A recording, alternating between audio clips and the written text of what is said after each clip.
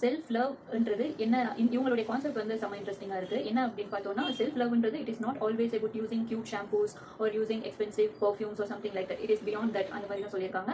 And இதில் நான் என்னோட ரிலேட் பண்ணுவேன், கண்டிப்பாக 201% ரிலேட் பண்ணுவேன். நான் சொல்கிறேன் என்ன நடந்துச்சுன்னு. நான் என் ஆஃபீஸ் ஜாயின் ஆகிறப்ப like I wanted to behave well with people and that is a good thing, இல்லைன்னு நான் சொல்லலை. ஸோ நான் என்ன பண்ணேன், ஜாயின் ஆகிறப்ப அவ்வளோவா அதிகமாக பேச மாட்டேன். Like I use to smile, I use to greet peoples, இதெல்லாம் நான் பண்ணிட்டே வந்தேன்.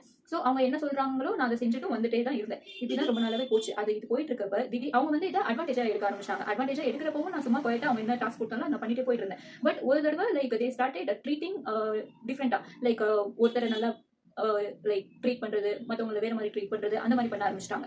அது வந்து எனக்கு ஜென்யூனா சுத்தமா பிடிக்காத ஒரு விஷயம். ஸோ ஒரு பெரிய மீட்டிங் நடந்துருச்சு. பெரிய மீட்டிங்ல இந்த ஏதோ ஒரு டாஸ்க் கொடுக்கறதுக்காக ஒரு ஸ்பெசிபிக் பீப்பிள் மட்டும் டார்கெட் பண்ணி பேசிட்டு இருந்தாங்க. அதுல நானும் இருந்தேன். ஸோ திடீர்னு என்ன பண்ணேன், நான் பஸ்ட் அவுட் ஆயிட்டு நீங்க எப்படி இந்த மாதிரி பண்ணலாம், அவங்களோட என்ன எப்படி கம்பேர் பண்ணலாம், லைக் ஒரு ஸ்டாட்ஸ் இருக்கும், அதை பேஸ் பண்ணி என் பர்ஃபார்மன்ஸ் அவங்க பர்ஃபார்மன்ஸை கம்பேர் பண்ணி நான் செம்மையா அன்னைக்கு பேசிட்டேன். பேசினதுக்கு அப்புறமா வீட்டுக்கு வந்ததுக்கப்புறம் நான் யோசிச்சேன், அப்படி பேசிக்க கூடாது, பேசினது தப்பா, என்னை பத்தி இப்போ இவங்க எல்லாரும் என்ன நினைச்சிட்டு இருப்பாங்க அப்படின்ற மாதிரி யோசிக்க ஆரம்பிச்சிட்டேன். ஸோ இவங்க என்ன சொல்லியிருக்காங்க அப்படின்னு பார்த்தீங்கன்னா, செல்ஃப் லவ்ன்றது நீங்கள் எப்பயுமே குட்டாக இருக்கிறது மட்டும் கிடையாது, எப்பயுமே க்யூட்டாக இருக்கிறது மட்டும் கிடையாது, எப்பயுமே அஸ்தட்டிக்காக இருக்கிறது மட்டும் கிடையாது. செல்ஃப் லவ்ன்றது it is also accepting your mistakes. நம்ம இப்போ ஏதாவது தப்பு பண்ணிட்டோம், நம்ம இப்போ ஏதாவது like that's okay to be angry sometimes, that's okay to be happy, that's okay to be sad sometimes. அது இருக்கிறப்ப அக்செப்ட் பண்ண கற்றுக்கோங்க அப்படின்னு தான் சொல்லியிருக்காங்க. ஸோ இதில் ஒரு டெஃபினேஷன் கொடுத்துருக்காங்க.